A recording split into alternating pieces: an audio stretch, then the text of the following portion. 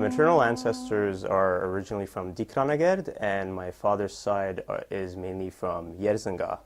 From my father's side, I know a little about my great-grandfather. His name was Khoren, and he was a soldier serving for the Russian army during World War I. On one occasion, when he decided to pay a secret visit to his family, he returned home and saw that his house was completely destroyed and that his family wasn't even about. After making certain inquiries, he came to know that his family was actually taken away and slaughtered. So that was quite a shock for him, and after he recovered from that, he came to his senses and fled to Tbilisi, Georgia, and later settled in Russia. My mother's grandfather, Khoren, was from Diyarbakir, and he was a teenager during the genocide.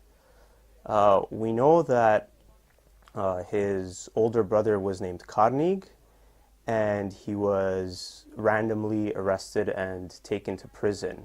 Khoren had a habit of making daily visits to the prison where his brother was held, but those visits came to an end when one day his brother very boldly told him to stop visiting, most probably because news had spread that all the young Armenian prisoners were going to be taken away and killed. So that was the last that Khoren saw of his oldest brother. And after that episode, the family no longer felt safe in Diyarbakir and had to flee, and they found refuge in Aleppo, Syria, which is where my great-grandfather eventually met his wife-to-be, Zaruhi. My great-grandmother Zaruhi came from a family of wealthy silk merchants, and her father was the one to lose his life during the genocide. And just as in Khoren's case, after her father's death, Zaruhi's family didn't feel safe in Diyarbakir any longer, and they also fled to Aleppo, Syria. And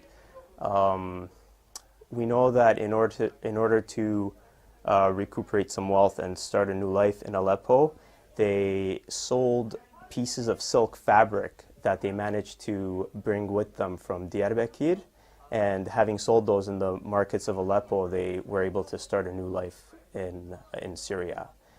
After their marriage, Khoren and Zaruhi did take revenge for what was done to their family members, and the way they did this was by giving birth to 9 children, some of whom were named after the loved ones that the couple lost during the genocide.